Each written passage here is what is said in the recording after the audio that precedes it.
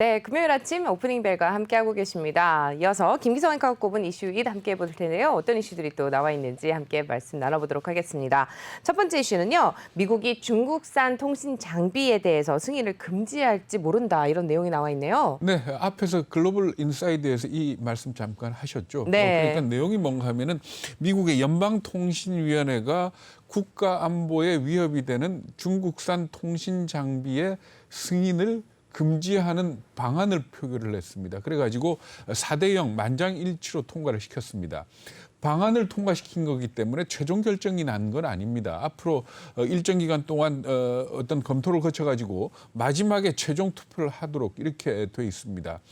만약에 지금 이게 최종 판결이 나게 된다면은 어떤 결과가 빚어지는가 하면은 중국산 통신 장비에 대해서 신규로 승인을 안 해주는 것뿐만이 아니고 기존에 난 승인도 철회를 할 수 있다 이렇게 얘기를 하고 있거든요. 그래서 현재 대상이 되고 있는 중국산 통신 장비 업체는 화웨이, GT 그리고 하이테라, 하이크비전, 다화 이렇게 5개 업체입니다. 그런데 이 화웨이만 하더라도 최근에 봤더니 미국에서 받은 승인 건수가 3,000건이 넘는 걸로 그러니까 2018년 이후에 3,000건이 넘는 걸로 이렇게 나타났거든요. 그렇기 때문에 만약에 이렇게 이 중국산 통신 장비에 대한 승인이 금지되고 철회가 된다면 상당한 타격을 입을 걸로 이렇게 예상이 되고 있습니다. 네. 근데 사실 뭐 이런 제재는 그 트럼프 대통령 시절부터 있었잖아요. 네.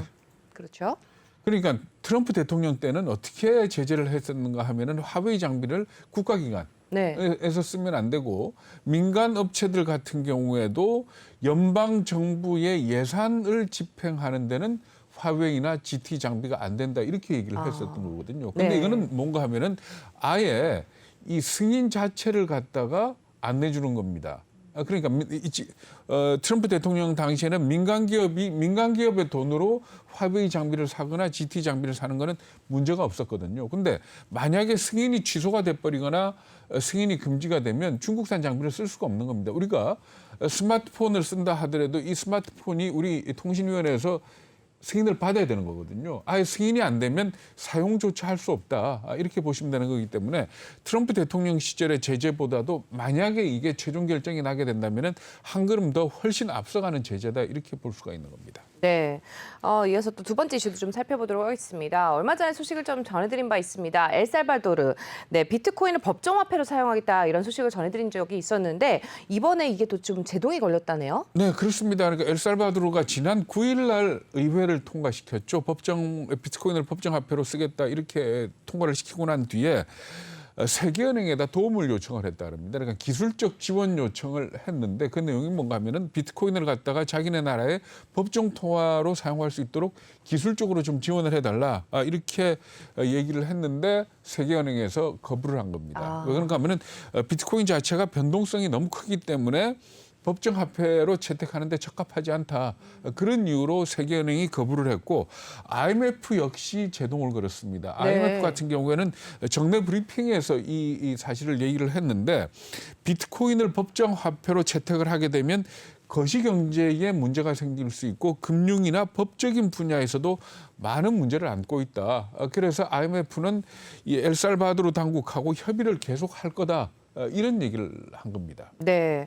지금 근데 사실은 법정화폐로 사용하려고 했던 게 나름대로 이유가 있었던 거잖아요. 네, 그렇답니다. 그러니까 엘살바도르 같은 경우에는 해외에 거주하고 있는 노동자들이 국내로 송금하는 그 금액이 전체 국내 GDP의 한 20%를 차지를 한다 그러거든요. 근데 아무래도 이 엘살바도르 자체 나라가 화폐가 그렇게 신빙성이 높지 않고 그러다 보니까 이 송금을 할 적에 시간도 오래 걸리는 데다가 이 수수료가 한 10% 정도 된다 그럽니다. 그러니까 아무래도 이 비트코인은 인플레에 대한 해지도 되고 수수료도 거의 없지 않습니까? 그렇기 때문에 비트코인을 법정화폐로 채택을 하기로 했다. 이렇게 설명을 하고 있습니다만은 IMF나 세계은행이 제동을 걸면서 이게 과연 성공할 수 있을지 의문시되고요. 그리고 또 하나는 뭔가 하면은 엘살바도르 이외에도 비트코인을 법정화폐로 만들라는 움직임이 있었던 나라들이 있습니다.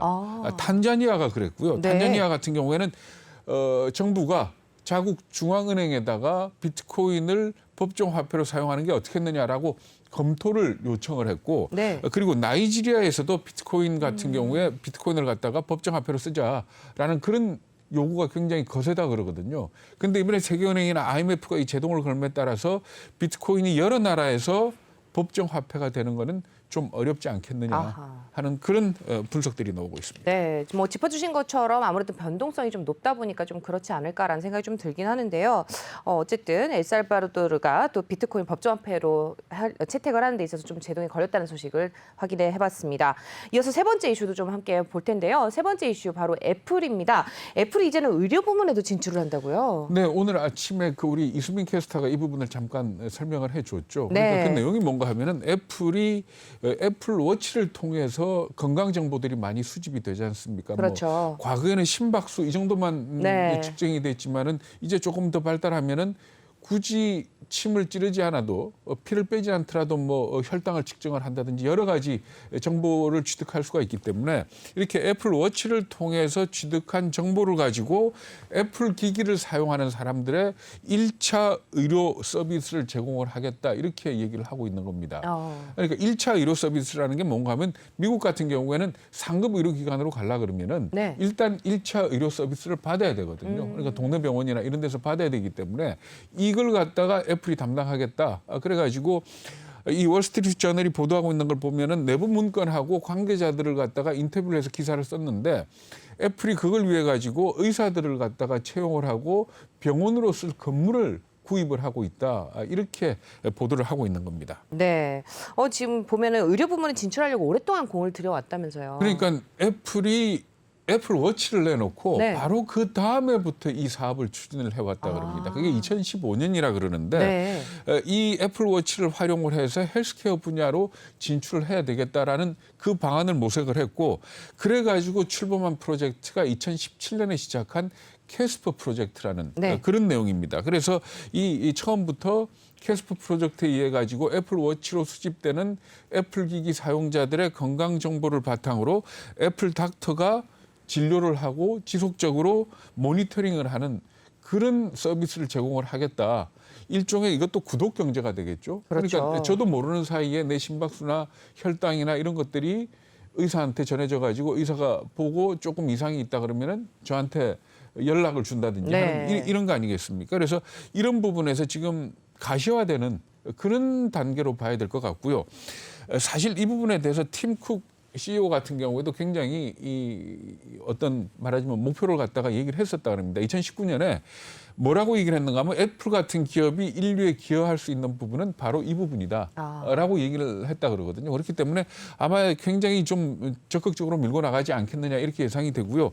사실 아마존 같은 경우에도 이 헬스케어 부분에 진출을 했습니다. 그러니까 약국하고 해가지고 처방전을 갖다가 대신 배달을 해준다든지 해가지고 약을 배달을 해준다든지 하는 그런 걸 하고 있고 그리고 마이크로소프트 같은 경우에는 음성 인식과 관련된 의료 쪽에 진출을 했습니다. 그러니까 이 의학 용어들이 굉장히 전문적이지 않습니까? 그런데 이 전문적인 의학 용어를 갖다가 해득할 수 있는 AI를 갖다가 그 관련 기업을 인수한다는 그런 소식이 있었거든요.